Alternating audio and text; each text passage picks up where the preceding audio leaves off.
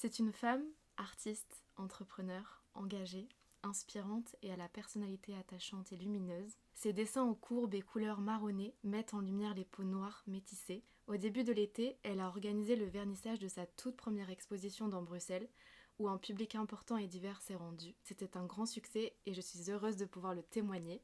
Akira, aka Akira Toon sur Instagram. Bienvenue sur le podcast Couleur Passion.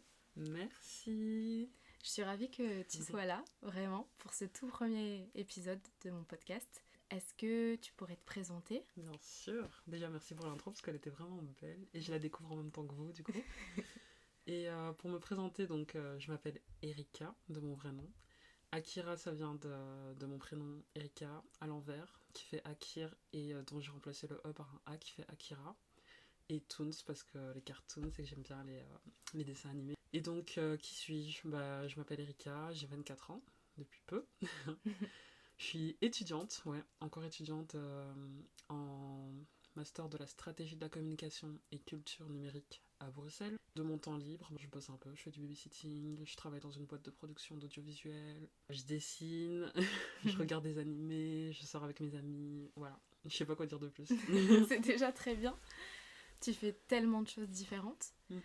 C'est impressionnant. Est-ce que c'est dur au quotidien de consolider ton programme d'étudiante, tes passions, mais aussi toutes tes activités qui te permettent de vivre et aussi de t'épanouir pour certaines ? Ouais, c'est un peu dur parce que au fur et à mesure que le temps passe, au fur et à mesure je fais plus de choses et je me rends compte qu'il y a des choses qu'il faut que je délaisse un peu. Enfin, qu'il y a des choses je dois me dire, ok, ça tu peux pas te permettre de le faire parce que t'as juste plus le temps. J'ai à peine le temps de me reposer. Faut essayer de trouver une cohérence, surtout que j'ai eu une année de changement l'an dernier. Changement parce que je suis passée de vivre en colocation à vivre seule, de être en couple à être célibataire, de toutes mes copines françaises qui faisaient partie de mon quotidien, qui vivaient en Belgique, qui sont parties revivre en France ou ailleurs. Je suis passée aussi de mon bachelier à mon master, qui était donc d'une école à une autre avec de nouvelles personnes. Donc c'était vraiment une année de changement, de plein de choses qui se sont passées. Je pense que ça aura quand même pris toute l'année pour m'adapter. Là, aujourd'hui, ça va mieux. C'est pas tous les jours facile, mais ça fait partie de la vie et il faut pouvoir accepter le changement, même si on n'est pas toujours prêt. Et voilà, je l'ai enfin compris. Tu ressens quoi par rapport à tous ces changements de vie qui, en fait, font partie de ton évolution et t'ont permis aussi de découvrir d'autres personnes, d'autres activités ? Qu'est-ce que je ressens ? Au début, je pense que je ressentais beaucoup de frustration. Et là, maintenant, qu'est-ce que je ressens ? Je veux dire, je suis reconnaissante parce que ma vie, elle évolue. Elle change, elle s'adapte à moi, à la personne que je suis. Ouais, je dirais de la gratitude, de la reconnaissance, parce que même si ça a beaucoup changé, j'ai aussi fait beaucoup de rencontres positives, beaucoup de gens bienveillants qui font partie de mon quotidien maintenant. Ça me fait un peu bizarre du coup, parce que ce sont des nouvelles personnes et que j'apprends encore à les connaître du coup. Ça reste agréable. Est-ce que tu peux nous raconter d'où est venue ta passion pour le dessin ? Est-ce que ça a commencé dès que t'étais enfant ou c'est venu un peu plus tard ? J'ai quand même toujours aimé dessiner, je pense. J'ai toujours bien aimé. Parce que je me souviens, même quand j'étais petite, pendant une période, j'avais pas beaucoup de Barbie. Du coup, le truc que personne ne faisait, c'est que je dessinais des personnages et je les découpais et je jouais avec ça. C'était mes Barbies. C'est dingue, hein. Et du coup, ça fait partie du dessin. J'ai toujours bien aimé le dessin, en vrai. Et j'ai jamais réellement considéré ça comme une passion. Jusqu'à ce que j'arrive en... Avant de faire de la communication, j'ai fait donc une année en stylisme, modélisme, toujours à Bruxelles. Durant cette année, j'avais des cours de dessin. Je recevais des remarques comme quoi je dessinais bien, etc., etc. En dehors de l'école, je dessinais aussi pour moi. J'ai commencé à dessiner un peu plus pour moi. En plus d'avoir des cours de dessin, j'avais aussi des cours d'infographie. Et donc on apprenait les logiciels Photoshop et tout. Je sais plus si ça faisait partie de l'exercice ou si c'est moi qui l'ai fait, mais en tout cas, j'ai dessiné à travers Photoshop. Et je trouve ça trop stylé. Et du coup, j'ai commencé à faire ça et tout, à dessiner. Et j'ai toujours aussi apprécié les illustrations que je voyais sur internet, Pinterest et tout. Je me suis dit, mais en vrai, j'adore voir ça, pourquoi pas le faire ? Du coup, j'ai commencé à le faire. C'est fou parce que je trouve que les choses sont trop bien alignées dans la vie. Mais quand j'ai commencé à faire ça, donc je vivais en coloc. Et la coloc, les gens, ça changeait un peu tous les 6 mois. Il y avait parfois des nouveaux. Et à cette période-là, du coup, il y a eu 2 nouvelles personnes qui étaient 2 garçons français. Et eux, c'était des étudiants, ils faisaient de l'animation et donc du dessin. Ils m'ont appris pas mal de trucs parce qu'à ce moment-là, je venais d'acheter ma première tablette graphique sur laquelle je dessinais. Ils m'ont appris quelques trucs. C'est même avec eux que j'ai posté mon premier dessin sur Akira Toons. Wow. Et voilà, je trouve que les choses se sont trop bien alignées. Après, ils sont restés que 2 mois, parce qu'ils étaient là que pour l'été, mais voilà, ils étaient là les 2 bons mois, en tout cas pour moi. Du coup, cette rencontre, ces 2 rencontres, elles t'ont permis de passer un peu un step dans le dessin et de... Franchement, ouais. C'était un truc que je voulais faire depuis longtemps, créer ma page et tout. Et je pense que le fait qu'eux étaient là, ça m'a boosté. C'est chouette. Comme quoi, certaines rencontres, elles peuvent nous apporter tellement. C'est fou. Du coup, est-ce que tu peux nous expliquer en détail la technique que tu utilises, quel objet dont tu te sers, tes inspirations aussi peut-être, mais déjà la technique concrète? Donc, à la base des bases, j'avais commencé donc avec ma tablette graphique, comme j'ai expliqué. C'était de la marque Wacom. Et en gros, les tablettes graphiques, il en existe des différentes. Et moi, j'avais la tablette graphique sans écran. Donc, en gros, c'est une tablette, littéralement, mais il n'y a pas d'écran. Avec un stylet. Et tu branches soit via le câble USB, soit via Bluetooth à ton ordinateur. Ensuite, tu dessines dessus. Donc, j'ai commencé avec ça. Et c'était vraiment difficile parce que du coup, comme il n'y a pas d'écran, en fait, tu dessines sur la tablette, mais tu regardes ton écran. Et c'est un peu perturbant. En tout cas, au début, ça l'était, mais on s'y habitue vite. Peu de temps après, en vrai, j'ai vite acheté mon iPad avec lequel je dessine actuellement. Donc, c'est un iPad Pro. Quel logiciel j'utilise? J'utilise l'application Procreate, qui est assez connue parmi les illustrateurs, parmi les gens qui dessinent. Et parmi les gens qui ont des iPads tout court. Donc je dessine sur ça, mais en vrai j'aimerais bien aussi tester l'application Calipeg, il me semble que ça s'appelle comme ça, d'un illustrateur que je suis sur YouTube de temps en temps. Enfin lui il fait plus des animations, mais voilà, j'aimerais bien tester en illustration. Mais voilà, sinon c'est Procreate et avec mon petit stylet et voilà. Comment tu les partages sur les réseaux? Peut-être il y a certaines personnes qui se posent des questions, mais est-ce que Procreate permet d'enregistrer directement sur la pellicule et après tu les partages ou il y a d'autres techniques aussi Du coup, c'est une application et quand je dessine sur Procreate, après j'enregistre dans mon iPad. Et sur mon iPad, j'ai des applications dont Instagram. Je publie directement via mon iPad sur Instagram. Parfois, je programme mes publications. Grâce aux nouvelles fonctionnalités d'Instagram, on peut le faire. Je peux parfois faire plusieurs dessins en une semaine que je vais programmer parce que je préfère les poster une fois par semaine. Donc là, il y en a déjà, dis-toi, jusqu'au 14 septembre, il y en a qui doivent sortir, qui sont programmés. Et voilà, comment je poste mes dessins. Ok, trop intéressant. De ce que j'ai cru comprendre, tu aimes dessiner les femmes. Ouais. Notamment dans ton exposition, il y avait un coin qui était réservé à la maternité. C'était mon coin préféré, franchement je l'ai trop adoré. Et j'ai vu qu'il y avait pas mal de personnes qui s'arrêtaient aussi beaucoup sur ce pan de mur, qui prenaient des photos, qui admiraient ton travail. J'ai l'impression, tu me dis si je me trompe, mais que c'est vraiment un sujet qui te tient à cœur et qui peut-être est ton préféré aussi. Ouais, c'est vrai que j'ai un amour pour la maternité. Je sais pas pourquoi, ni comment l'expliquer. Mais je pense que j'ai ça depuis que je suis vraiment enfant. Je sais pas pourquoi, c'est vraiment bizarre, mais j'aime beaucoup les enfants en général. Et du coup, voir des femmes enceintes, des mamans avec leurs enfants et tout, enfin, je sais pas, ça m'apporte vraiment beaucoup d'amour. Et je trouve ça trop beau, enfin... Ouais, même quand j'étais petite, je me souviens, genre, pour regarder un film, pour être sûr que le film me plaise, fallait qu'il y ait des enfants dans le film, c'est fou, hein. Alors que moi-même, j'étais un enfant. Genre, ma mère, elle savait que s'il y avait des enfants dans le film, elle me disait « Ouais, Erika, regarde, il y a des enfants. » Même s'ils étaient là 2 minutes sur tout le film, j'allais regarder le film. Bref. Et donc, ouais, non, j'ai vraiment un amour pour ça. Je crois que j'ai hâte d'être maman moi-même à mon tour. Un jour, si Dieu me le permet. C'est ton projet? Ouais, un de mes projets de vie. Et même, le fait de faire du babysitting et tout, d'être avec des enfants, c'est vrai que c'est un job, mais moi j'aime bien en vrai, c'est vraiment agréable de passer du moment avec des petits. Du coup, c'est ton sujet préféré ou pas? La maternité dans mes dessins? Ouais.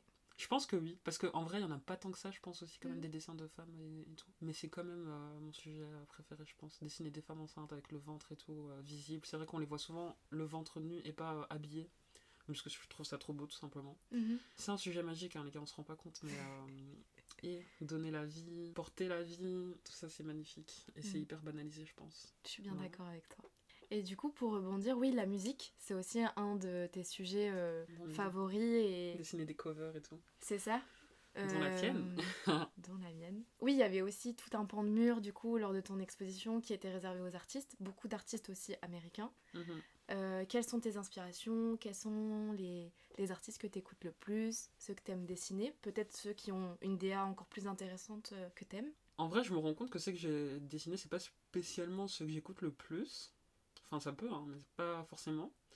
Mais c'est juste que quand je dessine, que ce soit les covers en lien avec la musique ou d'autres choses, je dessine en fait ce que je trouve beau et ce qui m'inspire. C'est ça en premier, tu vois. Donc je pourrais même en soi dessiner la cover d'un album d'un artiste que je n'écoute pas du tout, si je trouve sa cover magnifique. Prétends que c'est pas une personne polémique, raciste, homophobe ou je sais pas quoi, pas de problème. Bien sûr. Ouais, donc je dessine avant tout les trucs que je trouve beaux, enfin qui me parlent, tu vois. Visuellement, je me dis, ah waouh, c'est trop beau. Genre son image, elle me parle et tout, et je me dis, vas-y, j'ai envie de dessiner, j'ai envie de réillustrer ce visuel, de me le réapproprier et de le partager, du coup. parce que c'est vrai que je dessine aussi des... Enfin, il y a quelques covers, je sais que ce sont des artistes pas trop connus. Il y avait Squeezie, je crois que tu connais lui. Oui. Squeezie, j'avais... Mais c'est pas une cover d'album, mais la cover d'un de ses sons, c'est Doudou. Je sais pas si tu vois c'est laquelle. Oui. Mais j'aime trop. Ah, le son il est trop doux, franchement. Allez l'écouter.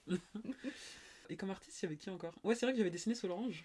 Il y avait Kendrick Lamar quand même. Ouais, c'est vrai. Oh, pardon, cover. j'ai oublié que j'avais dessiné Kendrick Lamar. Wow, carrément.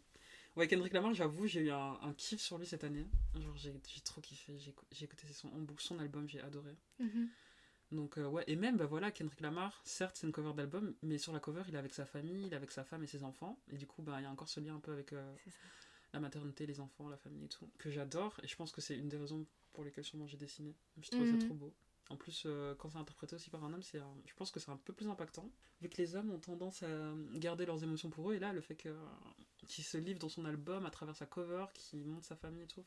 Et ouais, Solange, du coup, trop drôle parce que les gens ils m'ont fait des remarques en mode ah, c'est chouette que tu dessines Solange, parce que d'habitude c'est toujours Beyoncé qui la met en avant. Parce que pour ceux qui ne savent pas, Solange et Beyoncé sont sœurs. Et les gens ils disent que Beyoncé elle est toujours mise en avant et que Solange elle est un peu plus en arrière. Après, je pense que c'est sa volonté à elle en tant qu'artiste d'être à ce niveau-là. Si elle voulait aller plus loin, je pense qu'elle l'aurait fait.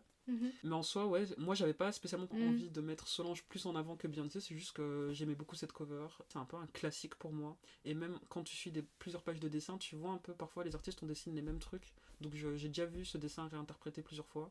Et moi aussi je voulais le faire du coup. Et Beyoncé, vous inquiétez pas, c'est prévu que je la dessine. Hein. Vous inquiétez pas. Hein. Avec les visuels qu'elle fait dans ses clips là, ça arrive. Et puis tu as eu l'occasion aussi d'aller la voir. Ouais, j'ai été voir son concert à Paris. Incroyable, franchement. Incroyable, quelle énergie, moi j'adore. Est-ce que c'était l'un des plus beaux concerts que t'aies fait ou est-ce que c'était le plus beau concert ou... Après j'ai pas fait beaucoup de concerts dans ma vie, j'en ai fait que 3, c'est pas beaucoup. Hein. T'as fait quoi du coup? Beyoncé, Damso? J'ai fait Beyoncé, Damso avec toi. Oui. Et j'ai fait Burna Boy, donc c'est les seuls 3 concerts que j'ai fait dans ma vie. Hein. Et je les ai tous les 3 fort adorés, genre l'ambiance était top. Damso franchement c'était magique, en fait Damso et Beyoncé c'était magique, mais c'était 2 ambiances différentes, donc je sais pas si je peux réellement les comparer. Après oui, Beyoncé si vous voulez c'est la queen et tout, mais... ça n'empêche pas que j'ai quand même adoré le concert de Damso, tu vois. En fait, tous les deux, c'était vraiment très magique. Les deux, j'ai grave kiffé. Et prochainement, on va en faire un autre ensemble. Oui. J'ai trop hâte. Voilà. Surprise. Surprise. Est-ce que tu envisages de collaborer avec des artistes? Est-ce que c'est un souhait Dans le dessin?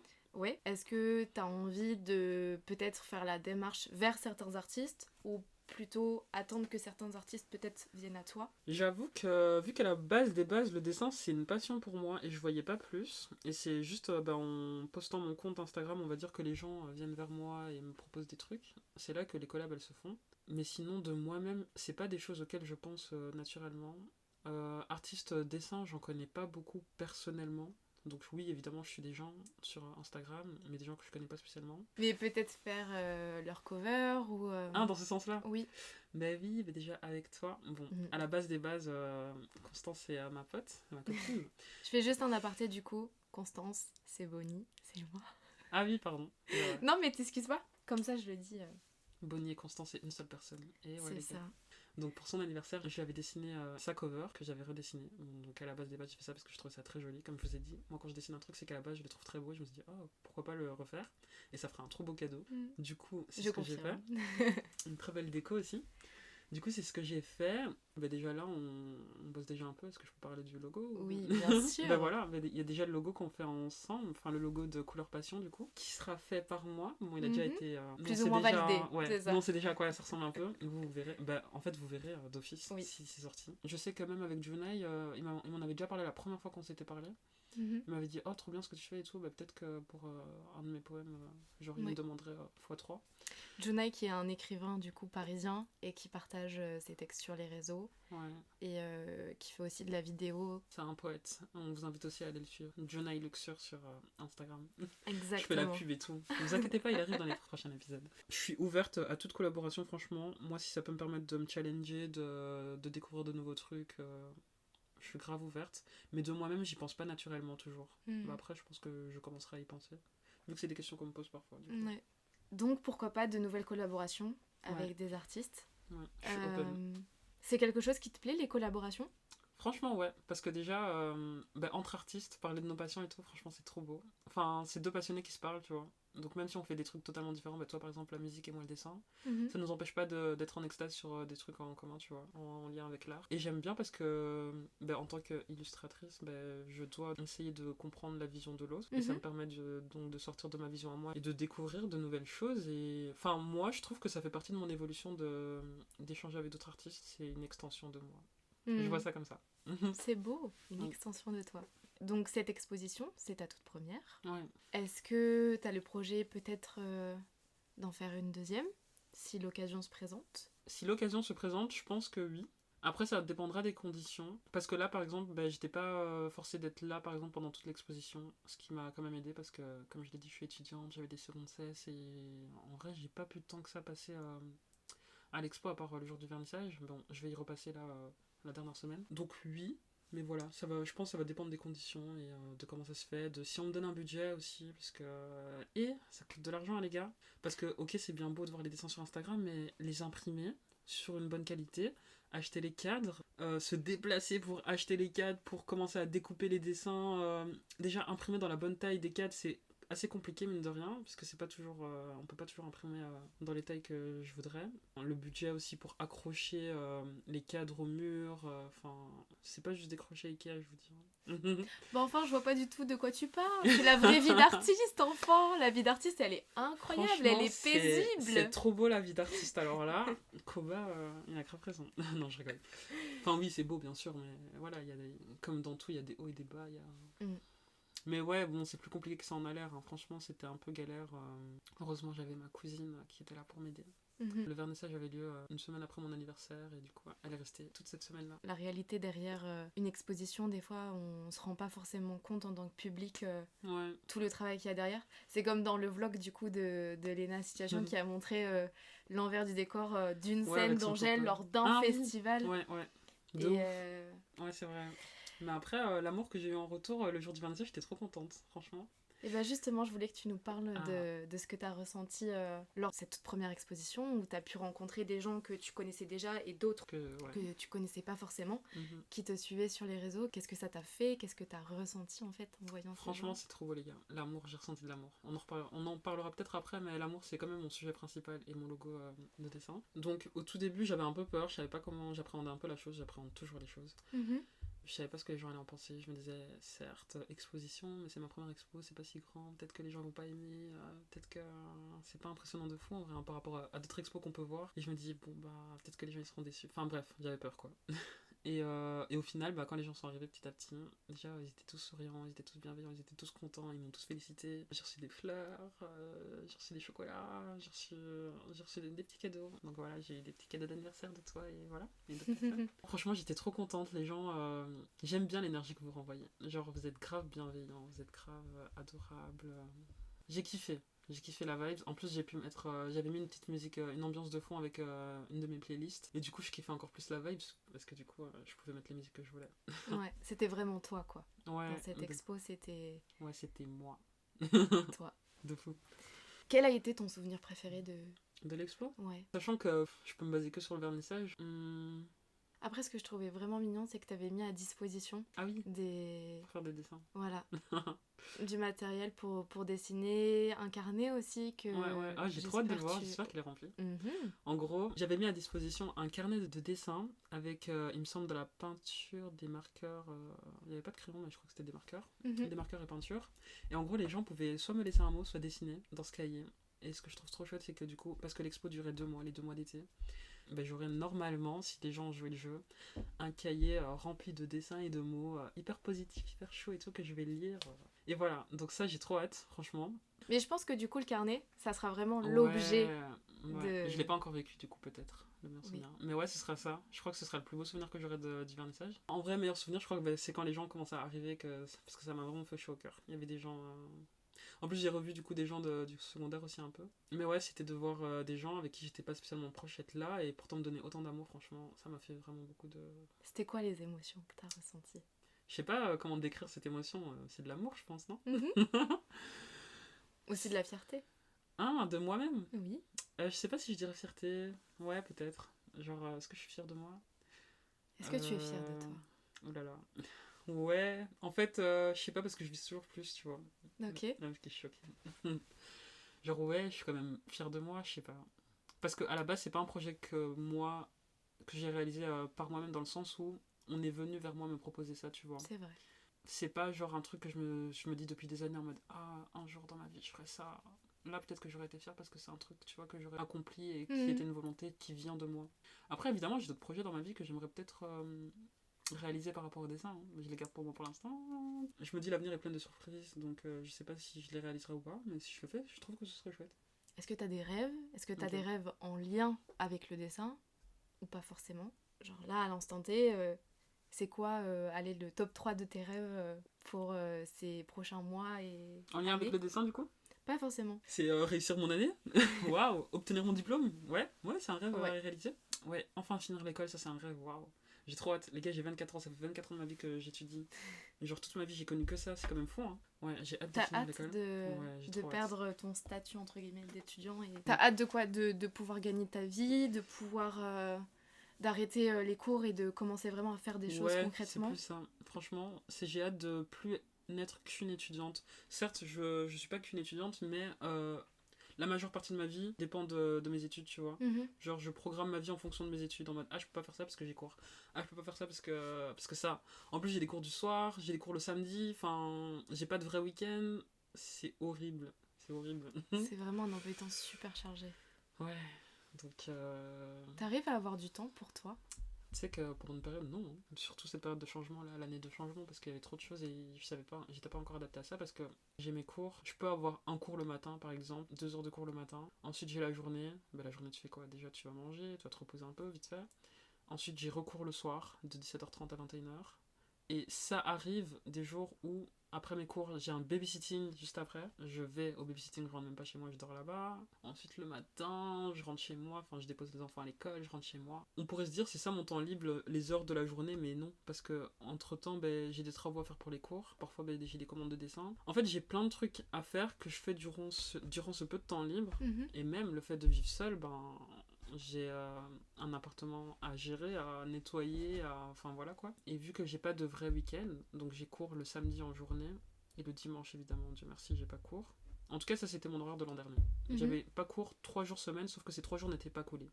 Donc il y avait le dimanche, le mercredi et le vendredi. Ce qui fait que c'est pas réellement un repos, parce que ces journées de libre, tu te dis, ce que j'ai pas eu le temps de faire les autres jours, je le fais ce jour-là. Et en final, c'est juste des jours qui s'enchaînent. Et c'est jamais une pause. Et c'est horrible. Et mon rythme de vie a changé avec mes cours du soir. Parce qu'à la base, je suis quelqu'un de très matinal, très journée et tout. Et le fait d'avoir des cours du soir, ça me fait rentrer plus tard, manger plus tard, vivre plus tard tout simplement. Et me réveiller plus tard du coup. Enfin voilà, donc il y a un peu tout qui est décalé et qui ne correspond pas forcément à mon moi. Mais j'ai oublié la question de départ. Je sais pas si je m'éloigne ou pas. Non, pas du tout. C'est super intéressant. J'aime bien la routine à la base, mais c'est dur d'avoir une routine quand t'as un programme assez irrégulier de base.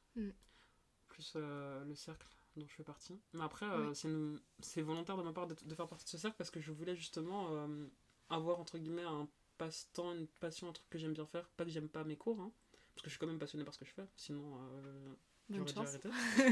Oui. Mais même si du coup ça me prend beaucoup d'énergie.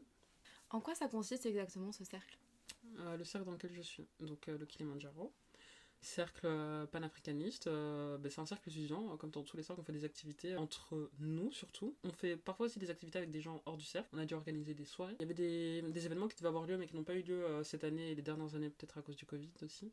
Genre Kili Got Talent, que tu fasses partie du cercle ou pas, c'est genre t'as un talent et tu vas venir le présenter aux gens et tout, et il y a des concours qui s'organisent et tout. Enfin, ça c'est un événement par exemple. Et je sais qu'il y a d'autres choses, mais moi ça fait que 1 an que je suis là donc je connais pas très bien. Mais après entre nous, j'ai l'impression qu'on fait plus d'activités entre nous qu'avec des gens externes. Alors que dans d'autres cercles, ça pourrait aussi être l'inverse, tu vois. Toi, qu'est-ce que tu préfères? Tu préfères quand c'est les activités entre les membres du cercle ou quand c'est ouvert aux autres? Ben moi, j'aime bien les deux. Je pense que je préfère entre les membres du cercle parce que nous, ça nous permet de nous apprendre à nous connaître et tout. Et parce que on a choisi de faire partie d'un cercle et c'est le but, tu vois. Bien sûr. Après, le problème, c'est que les gens, quand ils voient ça, ils se disent... Enfin, les gens externes au cercle, ils vont peut-être comparer avec d'autres cercles en disant... Eux, ils font pas beaucoup d'activités pour les autres et tout. Enfin, je sais pas, genre... Alors que si vraiment tu veux participer à des activités, intègre un cercle, tu vois. Donc moi je trouve ça normal qu'on favorise les activités à l'intérieur du cercle. dans un premier temps, et ensuite, voilà. Mais après, on fait les deux, hein, donc... Après, tout ne dépend toujours pas de nous, on reste des étudiants, parfois, l'administration... Tu vas devenir sous-chef d'une sous-section, ouais. Sous-section. Ça consiste en quoi exactement, ce rôle? Quelles sont tes missions en tant que sous-chef? En tout cas, dans mon cercle, il faut savoir qu'on a donc plusieurs départements. Ou section, appelez ça comme vous voulez. Là, je vais être sous-chef du département culture et débat. C'est organiser des sujets de débat. Enfin, organiser je pense, des sortes de réunions où on va débattre, discuter entre nous, des sorties. Ça peut aussi être des sorties. Je sais que l'an dernier, ils ont fait une sortie dans une librairie afro-descendante. On essaie de faire des trucs en lien avec la communauté afro, évidemment, vu que c'est un cercle panafricaniste. C'est pas pour autant que c'est ouvert que aux descendants, afro-descendants, c'est ouvert à tout le monde. Mais voilà, les activités sont pour la plupart du temps en lien avec ça. Et donc ça peut être des débats sur la communauté afro-noire, tu vois. J'ai quelques idées que j'ai notées dans mon téléphone. Je me dis ça peut être intéressant. Mais là, ça va être la première fois du coup que je fais sous-chef. Okay. Et donc, heureusement, je serai accompagnée. Je serai pas toute seule. Ça me fait un peu peur parce que je connais personne de cette section-là. Peut-être que je les ai déjà vus de vue, tu vois. Mais je sais pas qui ils sont, je connais pas leur prénom ni rien. Du coup, vous êtes beaucoup en fait, dans un cercle. Je sais pas combien on est exactement, mais je sais qu'on est beaucoup. À peu près, tu saurais nous dire? Je sais qu'on est moins de 100, je crois qu'on est plus de 50. Ah ouais. Je sais pas, franchement. Mais on est beaucoup, oui. Mais genre, par exemple, dans une sous-section, enfin dans ma section, je crois peut-être sur une dizaine, une quinzaine, genre je vais peut-être m'occuper d'une dizaine de personnes. Mais l'an dernier, j'étais en communication, j'étais pas chef du tout, hein. Du coup c'était ma première année. Et dans mon truc, on était, je crois, 14. Ok. Ouais, donc c'est... c'est donc notre chef, elle s'occupait de 14 personnes, ouais. Ouais, hein, c'est fou. Enfin, c'est fou. C'est presque une classe, quoi. Une classe. Et t'as hâte? Ouais, j'ai hâte. Ok. Donc, nouvelle aventure encore. Ton emploi du temps se charge encore plus. Petit à petit. C'est ça. Est-ce que tu trouves que dans la communauté des dessinateurs, dessinatrices, illustrateurs, illustratrices, il y a une cohésion? Il y a aussi du partage entre ces gens, ces personnes? Ou est-ce que c'est plus un milieu où quand même c'est chacun dans son coin? Après, je pense que ça dépend aussi des rencontres, donc il faut pas non plus généraliser tout un milieu puisqu'il y a énormément de personnes. Mais est-ce que toi, par exemple, au niveau de Bruxelles ou même de la Belgique, est-ce que tu sens qu'il y a une certaine cohésion dans ce milieu-là et des connexions qui se font? Par cohésion, tu veux dire quoi? Genre que les illustrateurs... vous allez vous suivre sur les réseaux sociaux, il y a peut-être des groupes. Mais après, moi, comme je t'ai dit, je connais pas beaucoup d'illustrateurs. Enfin, j'en connais quelques-uns, hein. J'en ai rencontré vite fait. Je sais qu'il y en a une que j'ai suivie, mais après, c'est parce qu'on je devais l'aider à digitaliser ses dessins, parce qu'elle dessinait sur papier et moi sur iPad. Et voilà. Et donc, tu l'as aidé dans ce processus? Ouais, je l'ai aidé. On est devenus amis, ça suivait sur les réseaux, quoi. Mais après, elle, par exemple, je sais que son compte perso et son compte dessin, c'est le même compte, tu vois. D'accord. Tandis que moi, j'ai un compte personnel et un compte dessin. Je fais la différence entre les deux. C'est important pour toi de faire cette différence? Je pense que ouais. Mais après, quand j'ai commencé mes dessins, je me suis pas dit je vais poster mes dessins sur mon compte perso, tu vois. Je me suis dit créer un compte dessin. Donc pour moi, ça me paraissait logique. Après, c'est pas pour autant que mon compte perso ne montre pas que je suis une personne artistique, tu vois. Bien sûr. Ça m'arrive de poster des dessins. Bon, là, je crois que j'ai archivé. Mais ouais. Ça fait partie de... De toute façon, ça fait partie de ton identité, ça fait partie j'aime de ta bien faire une personnalité. séparation entre les deux. Bien sûr. Et donc, la cohésion entre les artistes bruxellois, bon, en dehors des illustrateurs, artistes tout court, je trouve qu'il y a une communauté d'artistes en Belgique, en tout cas des personnes que je suis, même le slammer dont je t'ai parlé, enfin, tu vois, des personnes comme ça, je vois qu'ils se connaissent un peu tous entre eux. Mais illustrateurs, vu que j'en connais pas beaucoup, je sais pas si je peux dire qu'il y a une cohésion entre eux, je sais pas si on est même assez nombreux pour créer une communauté. J'ai l'impression que c'est peut-être plus chacun dans son coin, dans le sens chacun fait son dessin et tout. C'est une impression, je dis pas que c'est une vérité. Franchement, je sais pas, parce que même les filles que j'avais rencontrées pendant le pop-up où j'avais vendu mes dessins et tout au Bronty, en fait c'était des étudiantes, donc elles se connaissaient entre elles, tu vois. Donc voilà, maintenant est-ce qu'on peut parler de communauté? J'en sais rien, vous étiez 3. Ouais, je vois. Donc, mais c'est déjà... Ouais. Franchement, je sais pas. Je suis pas assez liée, je pense, à cet univers. Vu que moi, là-bas, je suis plus communication et tout. C'est un peu lié, parce qu'il y a la communication digitale, le visuel que tu peux faire et tout. Mais je rencontre moins d'artistes à travers la com que... Voilà. Est-ce que tu peux nous parler un peu du concept de Bronty? Parce que, si je me trompe pas, c'est là où tu as exposé pour la toute première fois quelques dessins.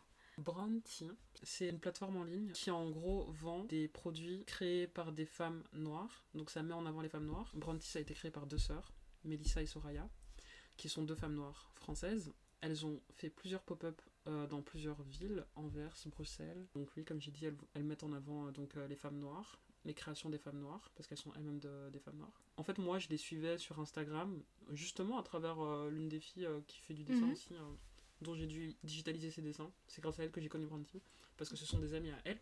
D'accord. Et bref, du coup, j'ai vu ce concept, je trouve ça trop chouette. Je les ai suivis à travers mon compte dessin, parce qu'à l'époque, je dessinais que des personnes noires, et donc surtout que des femmes noires, surtout c'est ça qui était mis en avant. Et donc voir un concept comme ça m'avait vraiment plu, et donc je le repartageais via ma page dessin, parce que c'était un peu les mêmes valeurs. Et en fait, à force de partager, à un moment, elles m'ont, entre guillemets, remarqué. Et elles m'ont proposé en gros si je voulais vendre mes dessins dans leur pop-up, qui était donc en décembre 2022 à Bruxelles. Et donc moi, c'était la première fois que j'ai imprimé mes dessins déjà. Aujourd'hui, ça paraît tellement futile. Mais c'était une grosse étape à l'époque. Ouais, c'était une grosse étape pour moi parce que imprimer des dessins, c'est pas genre imprimer un texte, hein, les gars. Faut voir au niveau des couleurs si elles vont bien paraître comme elles paraissent à l'écran, apparaître en vrai. Bon, déjà, ça, c'est pas réellement possible, mais enfin voilà, faut qu'elles paraissent le mieux possible. Les bails de RVG, je connais. RVB, c'est quoi le truc? Le truc des couleurs là dans les impressions, bref. Oui. Oui, je vois ce que tu veux dire. Bref, moi je suis grave nul dans ça alors que j'ai eu un cours de ça justement en première stylisme, mais j'ai grave oublié. Et donc même le papier dans lequel tu vas imprimer, ça pourrait être le papier sur lequel tu imprimes tes cours, mais c'est pas le même. Enfin, mieux vaut choisir un autre truc. Enfin, ils m'ont proposé de faire ça. Pour moi c'était une étape. Au début je leur avais dit, écoutez pourquoi pas, mais moi ça va être la première fois que j'imprime mes dessins, donc je suis pas sûre du résultat. Je veux bien faire un test et voir ce que ça donne.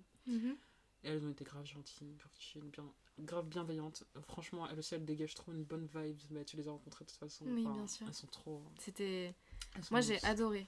Ouais. J'ai adoré être dans leur pop-up store. Et il y avait tellement de créations différentes. Et il y avait de tout. Il y avait des produits skincare, des produits haircare, de la lingerie, des bijoux, accessoires. Enfin, il y avait plein de trucs. Ouais.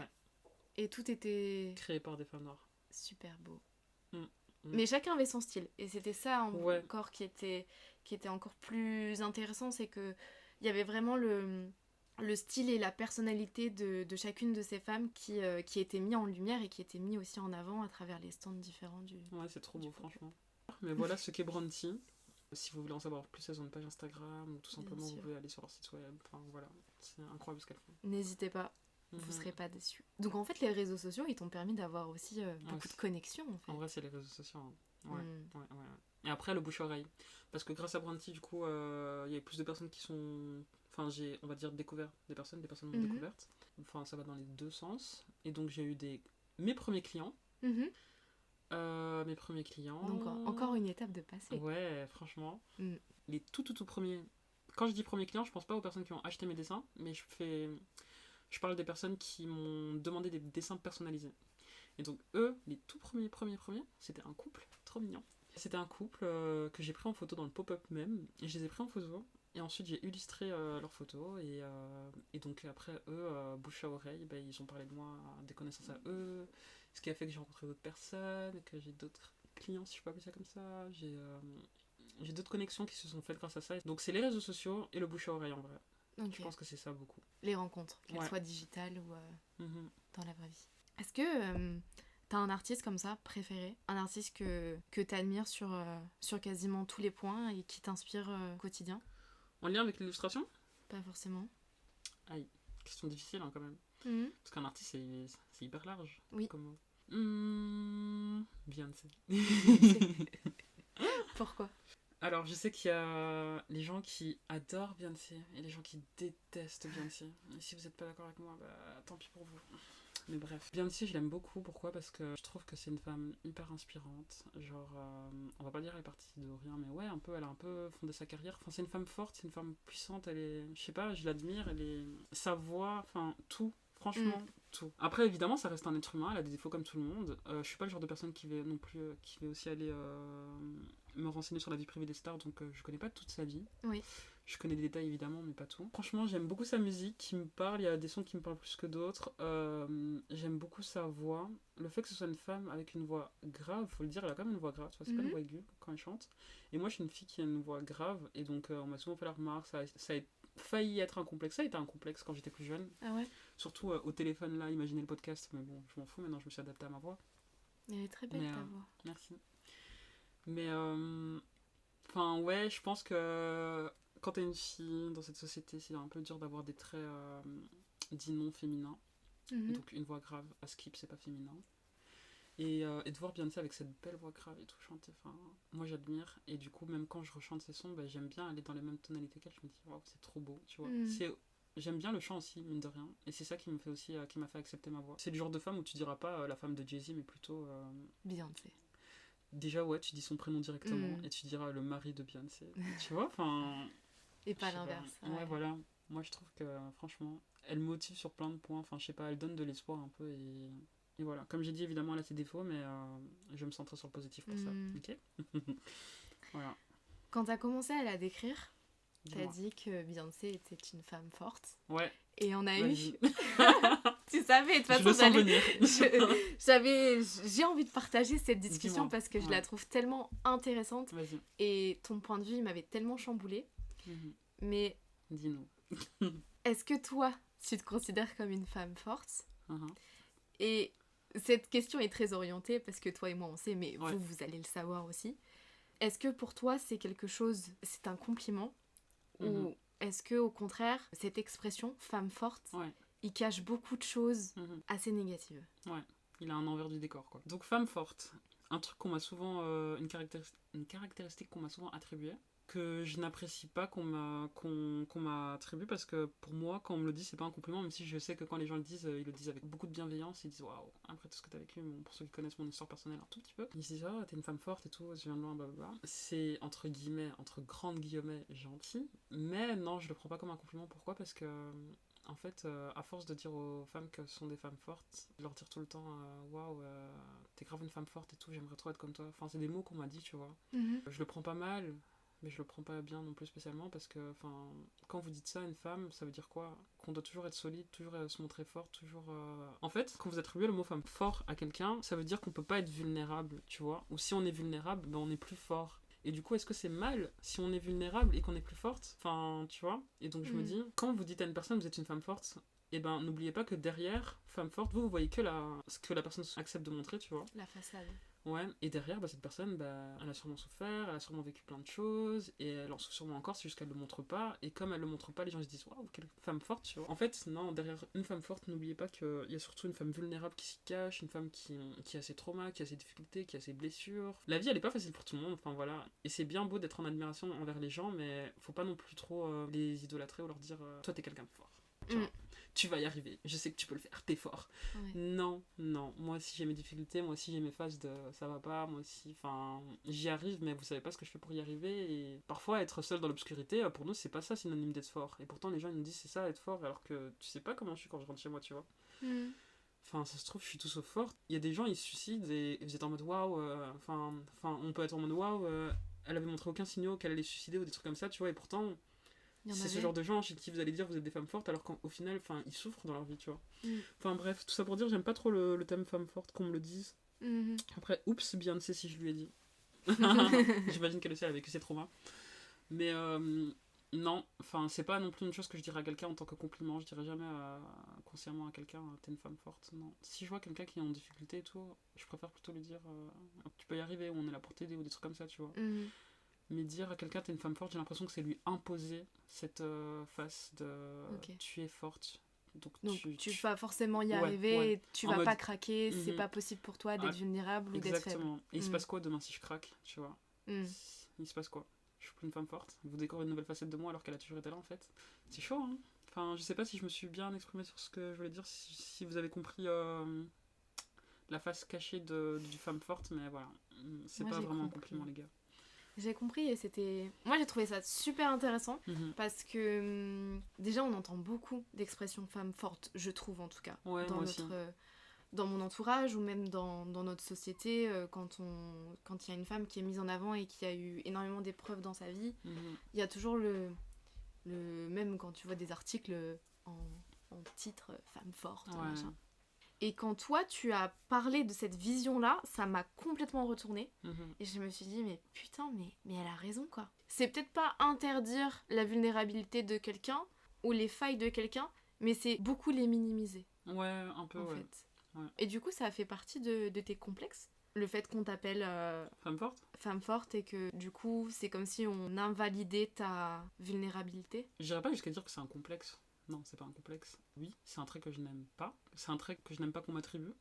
Complexe, je pense que c'est un peu fort comme mot. Mais c'est juste que moi, je m'associe pas à ce terme. Du coup, quand on me le dit, je trouve que ça sonne faux, tu vois. D'accord. Je me dis, bah non, je suis pas une femme forte, je suis juste une femme, tout court. Je suis une femme qui vit des hauts et des bas et qui fait du mieux qu'elle peut pour pouvoir aller de l'avant malgré tout, quoi. Il m'arrive de craquer, il m'arrive de pleurer. Voilà, ça arrive, les gars. On est des êtres humains. On a des émotions. Je sais pas si je peux dire il m'arrive d'être forte. Non, il m'arrive tout simplement de vivre la vie et tout simplement d'accepter les choses telles qu'elles sont parce que j'ai pas trop le choix en fait. Après, ça, c'est bien sûr ma vision à moi du terme femme forte. J'imagine qu'il y a des femmes qui se considèrent femmes fortes, tu vois, et qui le disent haut et fièrement, peut-être, tu vois, en mode moi je suis une femme forte, je l'assume. Peut-être, ouais, peut-être que ça existe. Mais c'est pas mon cas. Voilà, je veux que les gens qui emploient ce terme-là se rendent compte de ce que ça englobe, de ce que c'est réellement d'attribuer ce terme à une femme forte. Si tu dis qu'elle est forte, c'est parce qu'elle a dû traverser des choses difficiles. Si elle a traversé ces choses difficiles, n'oublie pas que c'est un être humain. Après, on dit femme, mais ça concerne aussi les hommes. Bien sûr. Mais donc n'oublie pas que c'est un être humain et qu'elle a sûrement dû en souffrir, qu'elle en souffre peut-être encore aujourd'hui, et que c'est pas parce qu'elle te montre pas ses émotions vulnérables, négatives ou autres, que tout va bien et qu'elle est forte. Ça veut rien dire. Non. C'est juste qu'elle se protège de la société, on va dire, ou qu'il se protège. Bien sûr. Quelque chose qui se dégage particulièrement de tes dessins, je trouve. Dis-moi. C'est l'amour. Oui. Tu dessines beaucoup de couples, je trouve. Ah ouais ? Et en tout cas, moi, c'est mes dessins préférés avec ceux qui concernent la maternité. Ok. Même si j'adore aussi tes covers de musique. J'aime trop tes dessins, en fait. Mais quand tu dessines des couples, il y a plein de situations différentes. Il y a beaucoup de câlins, beaucoup de proximité, en fait, entre les personnes. Un contact physique, ouais. Oui. Est-ce que l'amour est au centre de ta vie, comme elle est au centre de tes dessins ? Ouais, pour moi, l'amour, c'est le centre de la vie. En général, même pas de ma vie, mais de la vie. Et ouais, du coup, comme je disais tout à l'heure, l'amour, c'est un peu le truc qui me représente parce que mon logo, c'est un symbole Adinkra, si je le prononce bien, qui est donc un symbole issu d'un ancien royaume africain, le royaume du Ghana.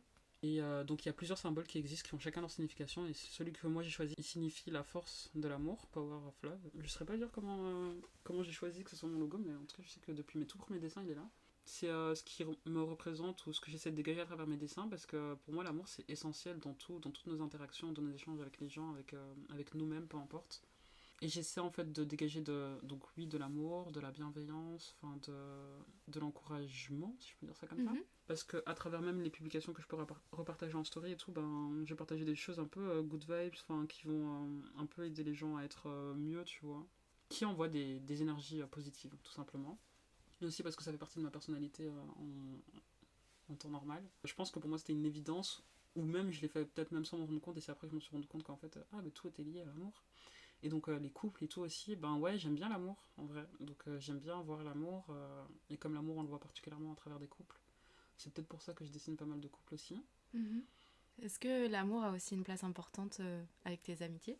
Bien sûr, bien sûr, mais les gars, j'ai un tatouage qui signifie Nakama, qui est un mot japonais qui, à la base des bases, veut dire compatriote, mais qu'on traduit souvent par amitié pour les otaku, ceux qui regardent des animés ou qui lisent des mangas. Et en gros, dans les animés, on se rend compte que l'amitié, elle a vraiment une place importante dans les animés en général. Franchement, peu importe ce que tu regardes, tu verras que l'amitié, elle a toujours un rôle vraiment fort, tu vois, une émotion forte.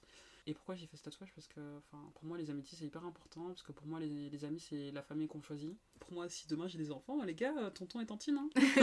On est prévenus. De ouf. C'est pour ça que pour moi, c'est aussi important de faire un tri dans sa vie et de nexter les personnes négatives.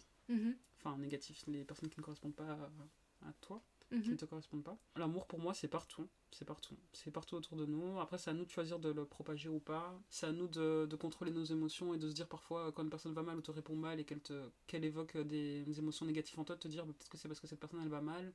Je sais que c'est facile à dire et qu'on réagit pas toujours de la meilleure des façons parce qu'on est des êtres humains au final. Mais je pense qu'il faut pas oublier en fait de partager de l'amour, et à travers ma page, du coup, je préfère partager des choses comme ça. Je me dis, je sais pas, les gens, ça se trouve, ils passent une mauvaise journée. Si je fais un petit truc positif dans ma story, qui suscite un peu d'émotions positives ou de l'amour, ça peut peut-être un tout petit peu embellir leur journée, tu vois.